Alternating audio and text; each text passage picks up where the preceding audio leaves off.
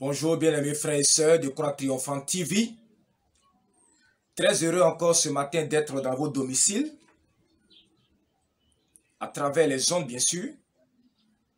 Et je m'honore de la grâce que vous m'accordez de pouvoir échanger avec vous sur un certain nombre de sujets qui concernent notre foi commune. Alors ce matin, c'est la suite de la série sur pourquoi est-ce que je suis contre les églises institutionnelles, qui dans le cadre de cette chaîne, j'ai appelé les églises chrétiennes, pour permettre à plusieurs personnes qui ne sont pas habituées au corps de Christ de comprendre. Alors je dénonce ces choses simplement pour ne pas que les païens qui sont dehors et qui envisagent se convertir à Christ mal interprètent la parole de Dieu. Vous savez, aujourd'hui, beaucoup d'églises, beaucoup de serviteurs de Dieu et beaucoup de chrétiens ont mis dans le cœur des païens un dégoût pour l'évangile, un dégoût pour la vie chrétienne, un dégoût pour la foi chrétienne, un dégoût pour le discipulat. Alors lorsque nous dénonçons ces choses, c'est pour que ceux qui veulent se convertir, et selon la révélation que Dieu a donnée à plusieurs de ses serviteurs, il y a une dernière moisson qui se prépare. Il y a la grande vague de conversion qui va déferler sur la terre, où près de plus d'1 milliard de personnes vont se tourner vers Jésus pour l'accepter comme le Seigneur personnel et comme le sauveur de leur âme. C'est pour préparer cette massive conversion à Christ que nous dénonçons ces choses, afin que on ne fasse pas de confusion entre les aventures dans lesquelles des hommes se sont engagés au nom de Jésus, afin qu'on ne fasse pas de confusion entre les fantaisies qui sont nées dans le cœur de plusieurs personnes avec la réalité de Christ, tel que les évangiles l'ont rapporté et tel que ça a été attesté par les apôtres de Christ, qui, à leur époque, ont bouleversé le monde en permettant, en l'espace de 70 années, à l'évangile d'être prêché dans presque tous les 4 coins du monde connus de leur époque. Donc c'est pour lever tout équivoque que nous dénonçons, pour dire que ces pasteurs qui sont des imposteurs, ces prophètes qui sont des imposteurs, ces docteurs comme moi qui enseignent des choses qui sont déplacées pour attirer des fidèles, des pasteurs qui dévorent leurs fidèles, ces apôtres qui ne sont pas responsables et qui vont de ville en ville, de pays en pays pour chercher de l'argent, que toutes ces pratiques déshonnêtes, malhonnêtes ne sont pas de Christ, n'ont absolument rien à voir avec Jésus, n'ont absolument rien à voir avec les Écritures. C'est pour cela que nous dénonçons ces choses. Et aujourd'hui, je vais aborder un autre sujet sur la grande série contre pourquoi est-ce que je suis contre les églises chrétiennes, les églises institutionnelles. Aujourd'hui, je voulais parler des voleurs de destinée. Alors, qu'est-ce que j'appelle les voleurs de destinée?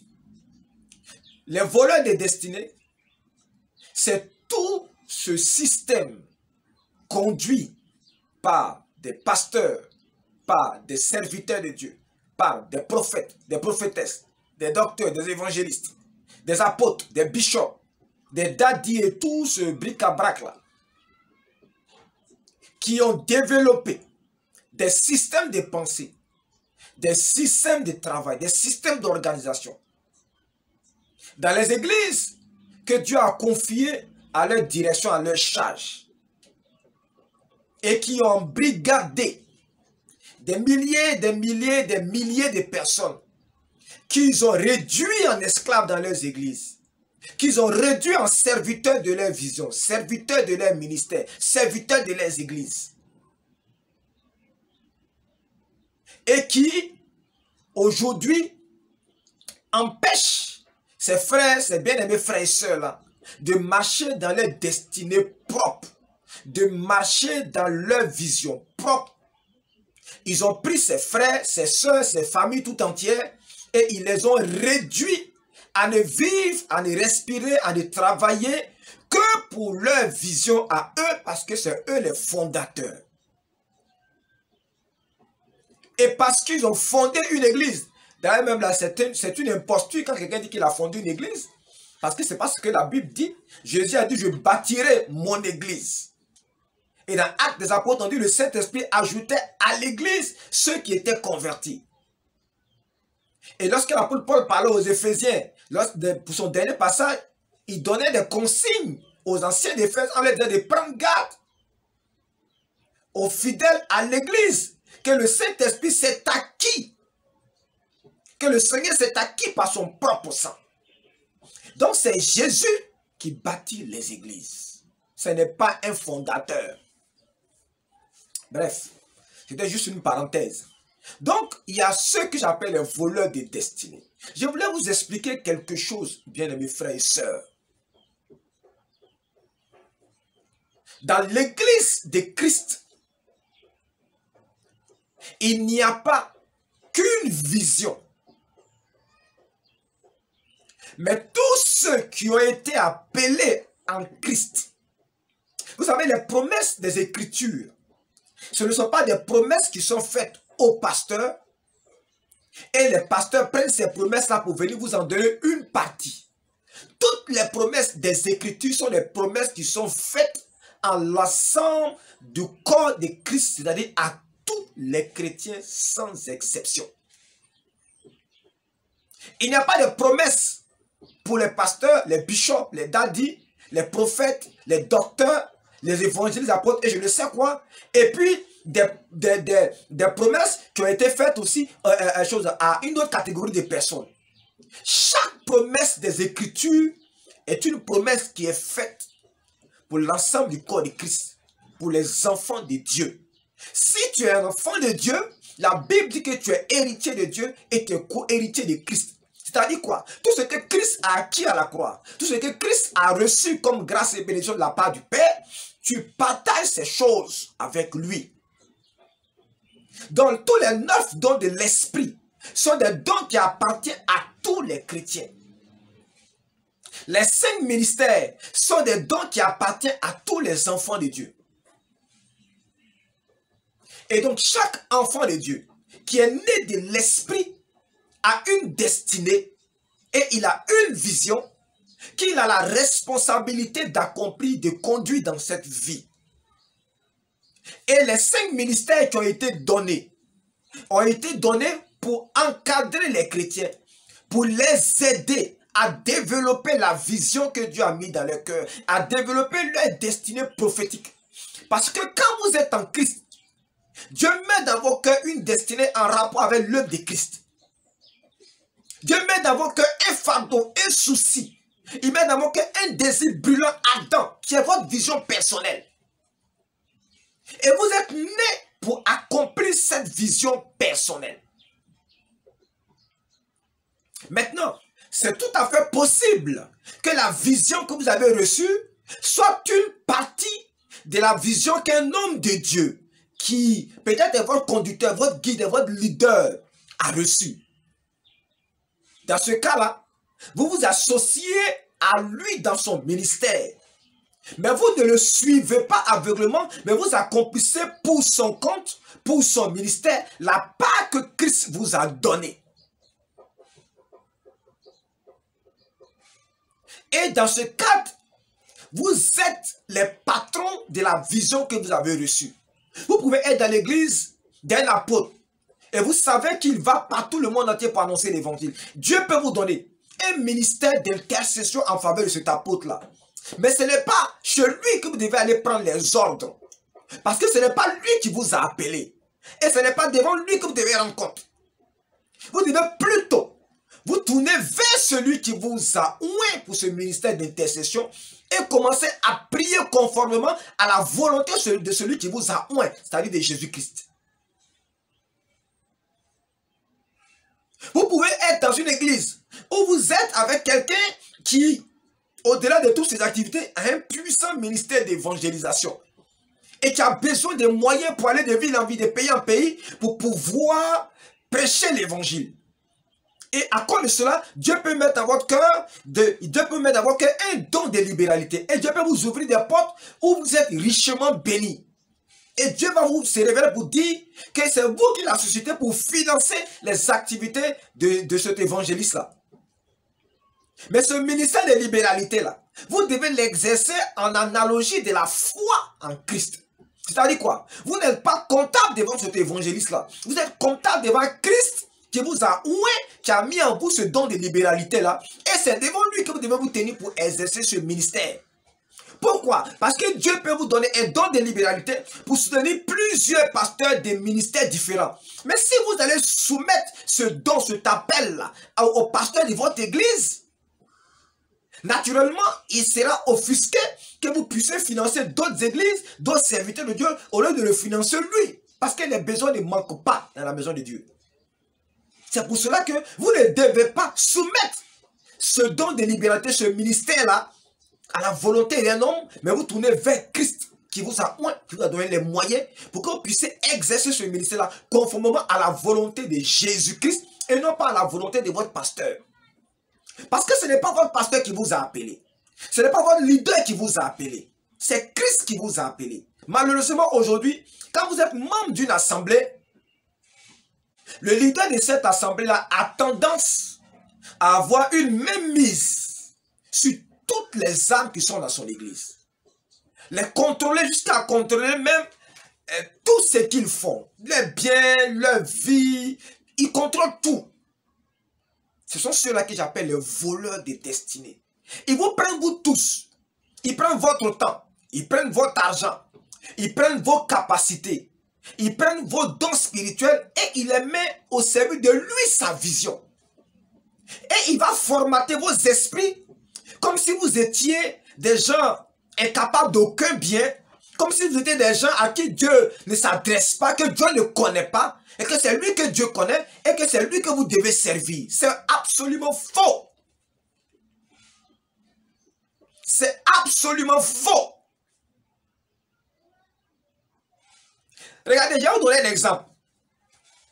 L'exemple de Philippe. Quand vous prenez Actes des Apôtres, quand vous lisez les premiers chapitres, vous verrez qu'il y a eu un incident à Jérusalem où des diacres ont été institués pour assurer la relève des apôtres qui ne pouvaient plus exercer le ministère de la parole avec celui de la prise en charge des pauvres, des orphelins, des veuves et des indigents de l'église. Un homme appelé Philippe va être choisi parmi les 7 pour qu'il soit diacre. Ça, c'est le choix que l'église locale a fait de sa personne pour exercer un ministère qui est un ministère local, le service des saints. Mais cet homme-là, sa vie ne va pas être contrôlée par l'église. On va le voir quelque temps après en train d'évangéliser un eunuque éthiopien. On va le voir après transporter mystérieusement en esprit pour descendre à Samarie et y aller prêcher Jésus-Christ avec des signes et des miracles. Si cet homme-là avait été dans nos églises où on est aujourd'hui, là, l'église lui aurait dit, mais tu n'es pas évangéliste, tu es diacre. Pourquoi tu vas faire le travail des évangélistes? On aurait embrigadé cet homme et il ne serait pas rentré dans sa vision personnelle, dans sa vision prophétique, dans sa destinée personnelle. Voilà ce que je veux dire.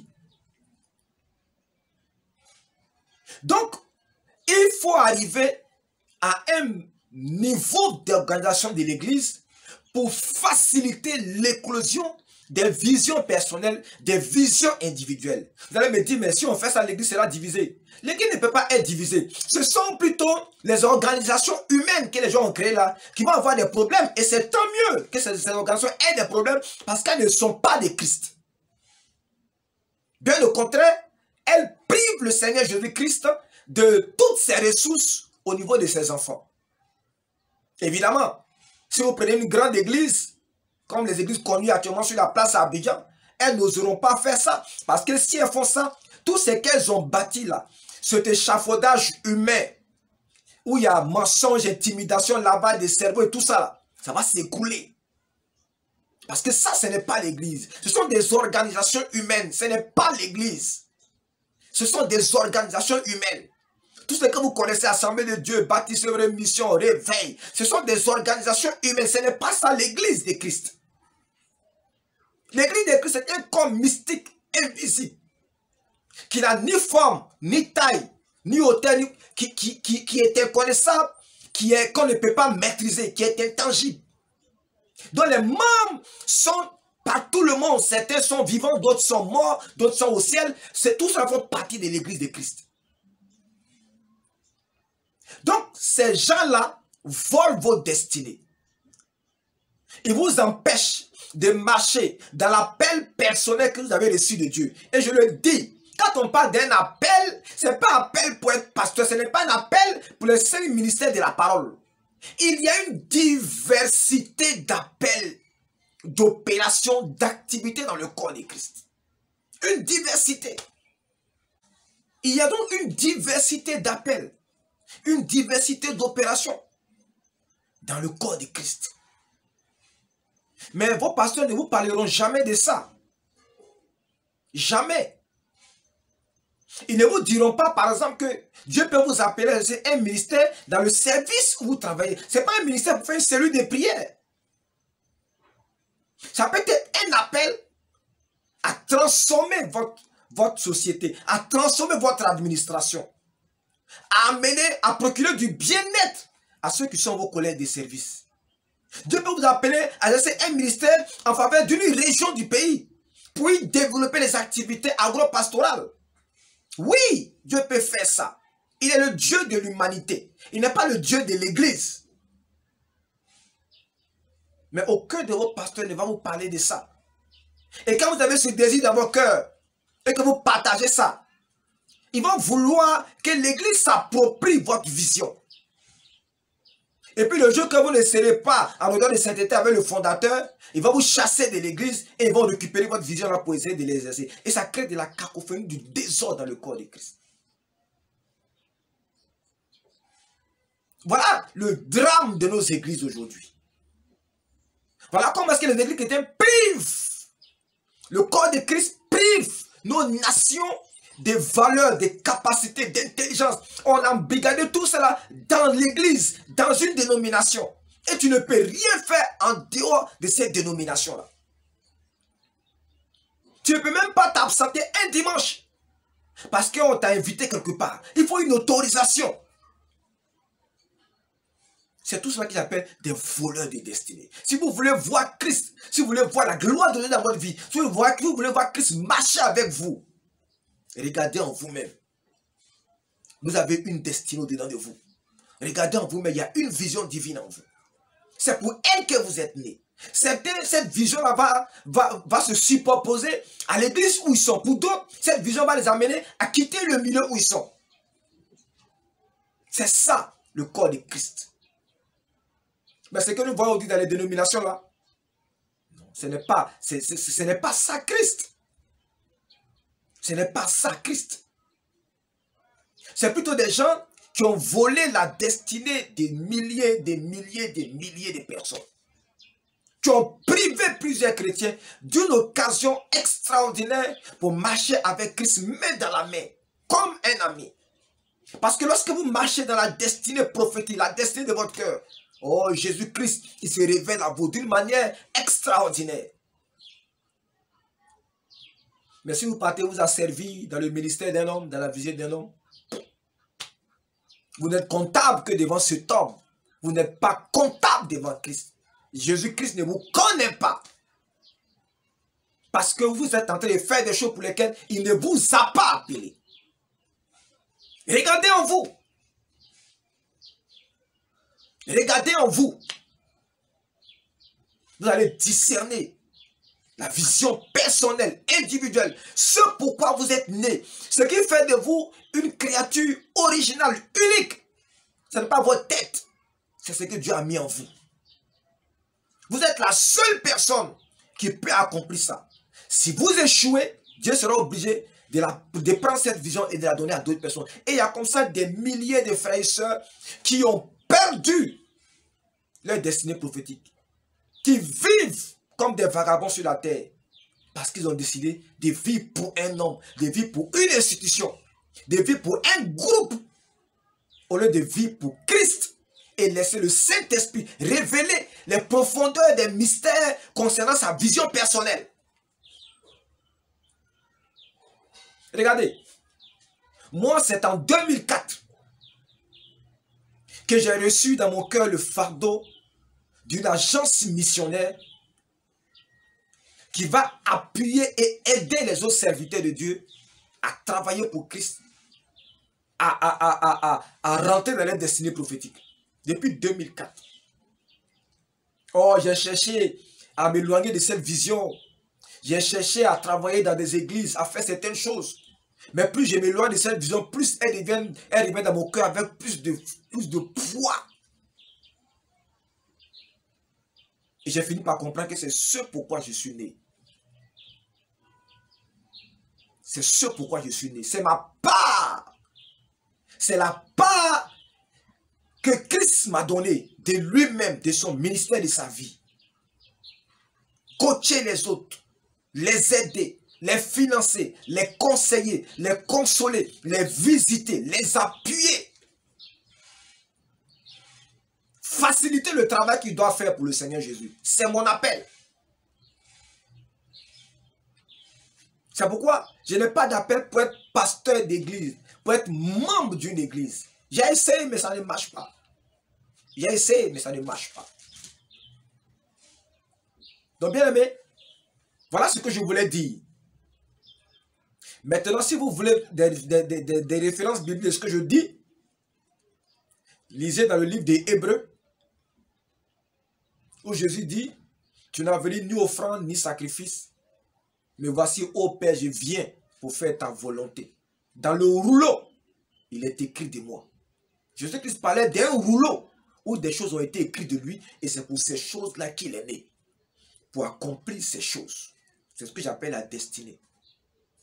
Lorsque l'apôtre Paul a été confronté au mépris des Juifs, à la résistance des Juifs, et qui s'est tourné vers les païens, il a cité un verset de l'Ancien Testament et il a dit que c'est de lui que le verset là parlait.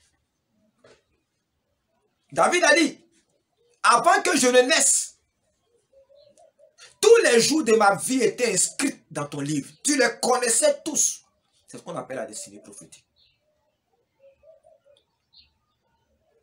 Et tous ceux qui sont appelés de Christ, chacun a une part là-dedans.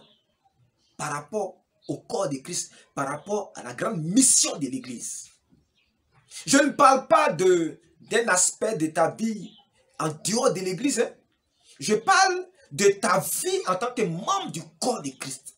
Tu as une vision personnelle, tu as un appel. Ça peut ne pas être un appel de la parole de Dieu, un appel de la parole pour prêcher la parole, mais c'est un appel en relation avec l'Église. Pour que le règne de Dieu vienne, pour que sa volonté soit faite sur la terre comme faite au ciel, il faut qu'il y ait des hommes sur le terrain, il faut qu'il y ait des hommes dans la vallée, il faut qu'il y ait des hommes en train de travailler. Et tu as une responsabilité. Tu as une responsabilité. Tu as un appel. Tu as une vision. Ne laisse pas les gens te détourner de cette vision. Ceux qui disent qu'une vision dans une vision, c'est la division, ils se trompent. Une vision doit susciter des milliers d'autres visions. Une vraie vision, c'est celle qui permet aux autres d'avoir l'inspiration pour découvrir leur vision à eux et puis aller travailler. Ce n'est pas d'entasser les gens dans un lieu, leur mettre des étiquettes dénominationnelles, catholiques ceci, baptistes ceci, protestants ceci, évangéliques ceci, pentecôtistes ceci. Ce n'est pas ça que Dieu nous a appelés. Libérez vos chrétiens. Affranchissez-les. Détachez-les. Laissez-les aller là où Dieu veut qu'ils soient. Et vous verrez que ce pays-là sera transformé en moins d'une génération. Parce que toutes les énergies seront libérées dans tous les aspects de la société, dans toutes les sphères de la société ivoirienne. Vous allez voir des géants s'élever pour imposer le règne et la domination de Christ partout. Abat les voleurs de destinée.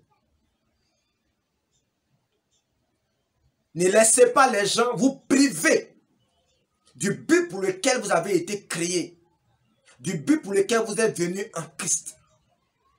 Ne laissez pas les gens vous voler votre destinée. C'est pour ça que vous êtes nés. Si vous laissez quelqu'un vous voler votre destinée, vous serez un homme comme Caïn, vous serez vagabond sur la terre. Vous ne saurez même pas à quoi vous servez. Vous n'aurez pas d'existence en dehors de votre pasteur, en dehors de votre prophète. Il faut que vous découvriez ça. Que Dieu vous bénisse. Que sa paix, que sa grâce et que sa bénédiction soient votre partage ce matin. Barnabas, honorez vos bien-aimés frères, qui vous salue de la part de Croix Triomphante TV. Bonne journée à vous. Shalom, shalom. Au nom puissant de Jésus-Christ de Nazareth, mon Seigneur et le vôtre. Amen.